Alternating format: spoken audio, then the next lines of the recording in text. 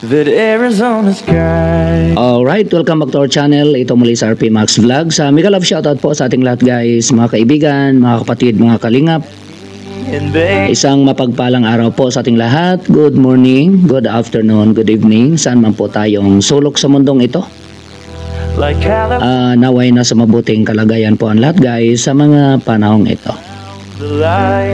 Pasensya na po no, medyo namaos po tayo dahil tinamaan po tayo ng trangkaso at ilang araw din po tayong inuubo. Actually hanggang ngayon inuubo pa din po tayo.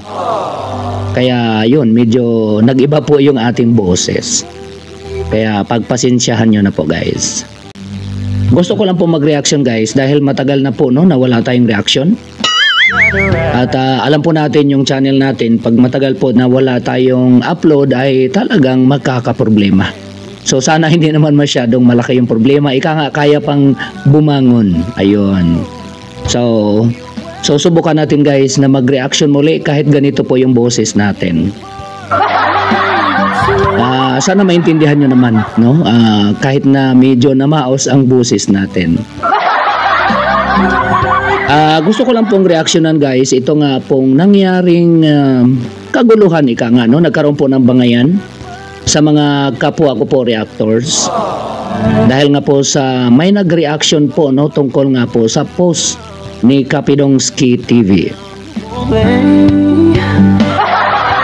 At napag-alaman po natin guys kasi binabasa ko po yung mga comments doon po sa post niya. At ang nakakagulat, meron pong isang nag-comment. Okay? At ito po yung sinabi niya. Mga uto-uto, kahit kanino lang bahay ang pinopost, hindi naman yan kay Erika.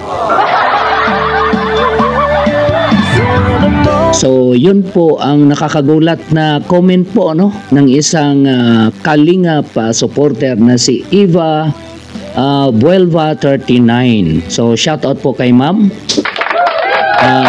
Baka kilala ni ma'am kung sinong may-ari ng bahay. Kaya po niya nasabi. So, ngayon, dahil nga po sa comment na yan, ika nga para akong forensic expert guys, ano?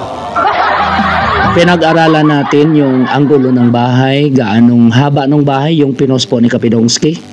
At totoo nga, mukhang totoo ang sinabi ni ma'am na itong picture na pinost po ni Kapidongski ay hindi totoo. Ika nga, na good time o nayari lang po ang mga kapwa nating reactors. Alam nyo ba guys, dahil nga po sa post ni Kapidongski, na nireaksyonan ng mga kasamaan po nating reactors, nagkakaroon po ng bangayan.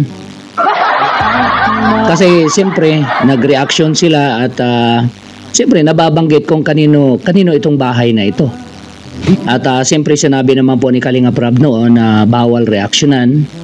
Pero may live po si Kalinga Prab na sinabi po niya na okay lang naman reaksyonan. Basta ang pakiusap lang po niya, wag lang sanang mabas maging si Erika at siyempre ang team Kalingap o si Kalinga Prab. So yun lang naman po ang pakiusap niya. Ika nga i-balance na walang taong nababas kung talagang kailangang reaksyonan.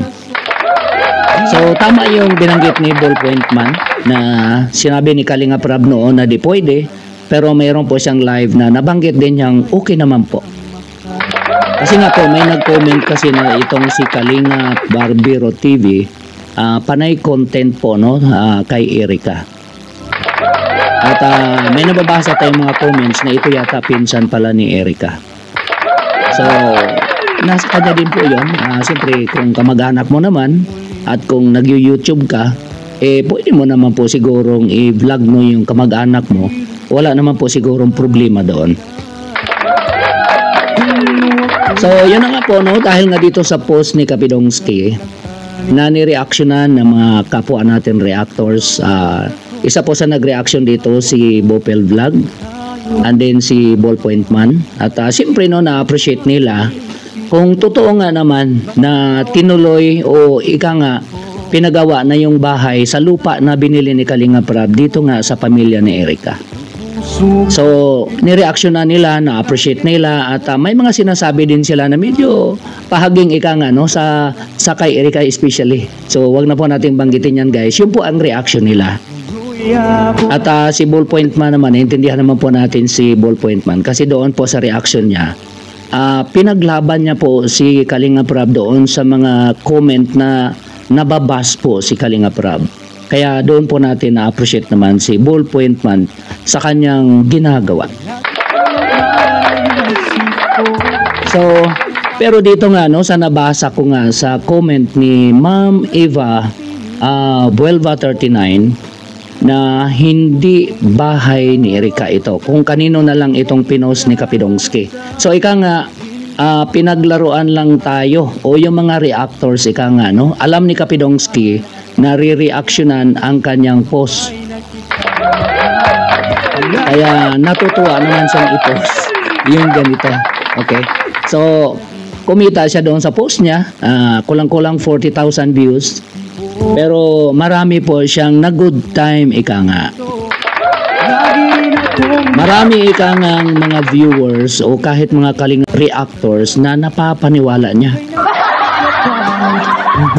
So palagay ko natatawa si Kapidongski no, sa mga reactors na nag-reaction sa ginawa niya.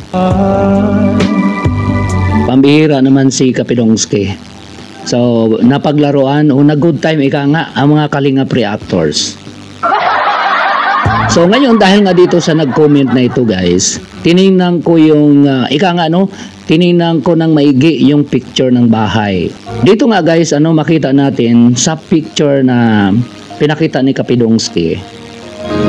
Totoo nga po no, kung i-focus natin, kung i-close up natin, makikita natin guys, luma na itong bahay na ito.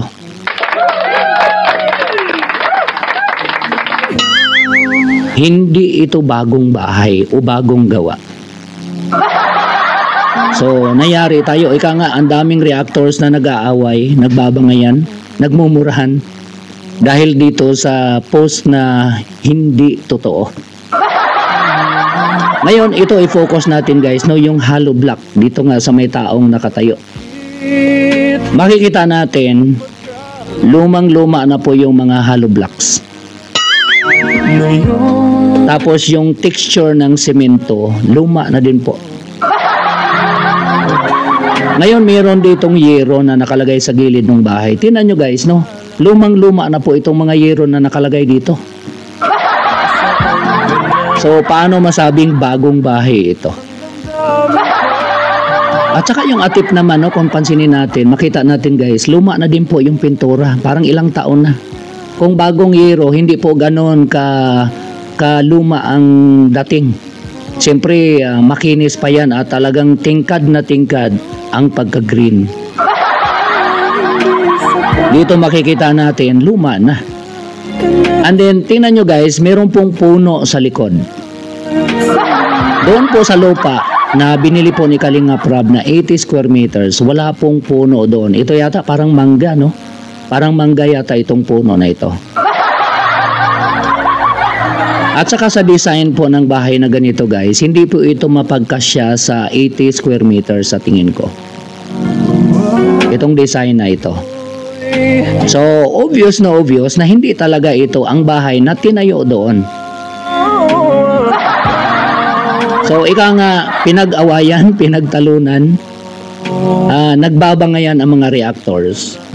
Dahil dito sa in-upload ni Kapidongski na hindi naman pala totoo. So, nayari tayo guys na good time. Lalo na po yung mga nag-aaway pa.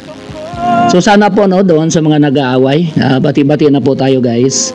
Doon sa mga nagtatalo talaga. Isa na po dyan si Bopel Vlog, si Dindo Balyao, Ballpoint Man. Siyempre yun po ang nag-reaction po si Dindo Balyao no, dahil sa kinontent nga ni Ma'am Bopel at saka ni Ballpoint Man. Sa nabanggit ko po, pinaglaban naman po ni Ballpoint Man yung mga kasi nga si Kalinga Prab binabas na nga sa mga comments, kaya pinaglaban po ni Ballpoint Man yun. At alam po niya na nag-okay po si Kalinga Prab na reaksyonan basta wala lang bashing na mangyari. At si Ma'am Bupel, sa nabanggit ko nga po, na-appreciate lang po na siyempre may mga sponsors na nagpagawa.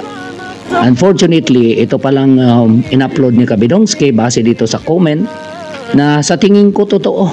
Mukhang kabisado ni Ma'am, no? Shoutout po kay Ma'am Eva Buelva 39. Baka bahay ito ni Ma'am. Sana meron po mag-comment dyan kung sino pong may-ari sa bahay na to.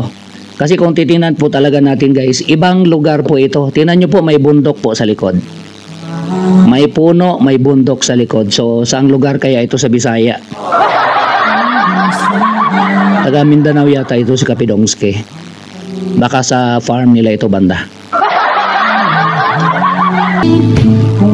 So, yun lang po guys ang ating reaction. Gusto ko lang pong i-highlight ang comment po ni Ma'am Eva. Dahil sa tingin ko po, mukhang totoo po yung kanyang binanggit. Dahil sa pagsaliksik ko din po sa picture, hindi po bago ang building. Kung totoo man na pinagawa, hindi yun ang picture na pinost ni Kapidongski. Kung talagang pinagawa man ang bahay ni Erica. At kung may mga sponsors man na nagpagawa, di congrats, no? Pasalamat tayo sa mga taong gustong tumulong sa mga kababayan po natin. Yun lang naman po yun. Sana wala pong mag-comments na against po sa Team Kalingap. Kasi ang mga reactors, ang mga Kalingap supporters ay handa po talagang ipaglaban ang Team Kalingap, si Kalingap Rab, Kuya Val, Atid na Vlogs. Pagka may mga nababasa po sila dyang bashing against sa Team Kalingap o kahit kanino man sa Team Kalingap, ay hindi po yan sila manahimik. So, yun lang naman po, no? Sila po ang matindi po magmamanman o mag-observe ang mga Kalingap supporters. Sila nga, ika nga ang mga bagong mata, tenga o bibig ng Team Kalingap. Kasi wala naman po ang bird na. So, yun lang po, no? Sa mga bago sa channel natin, huwag po natin kalimutan na i-like guys ang video na ito. At pakisubscribe din po sa mga hindi pa nakasubscribe sa ating munting channel. At huwag din po natin kalimutan guys na suportahan ang ating ama ng Kalingap na si Kuya Val Santos Matubang, Kalingap Rab, and Atid na Vlogs. At ang Team Rochelle, suportahan din po natin guys. Mga kasamahan po nating charity vloggers, mga official Kalingap reactors, suportahan din po natin guys. Bago ko po i-end ang video na ito, meron na po ako ang shoutout. Muli, maraming salamat sa inyong lahat guys, sa inyong walang sawang pagsubaybay at panonood po ng mga videos namin, pag-comments, pag-likes, pag-shares, at lalong-lalo na po sa hindi pag-skip ng ads. Maraming salamat mga silent viewers. Maraming salamat sa inyong lahat guys. Ingat po tayo kung nasaan man tayo. God bless everyone. I love you all. Bye-bye.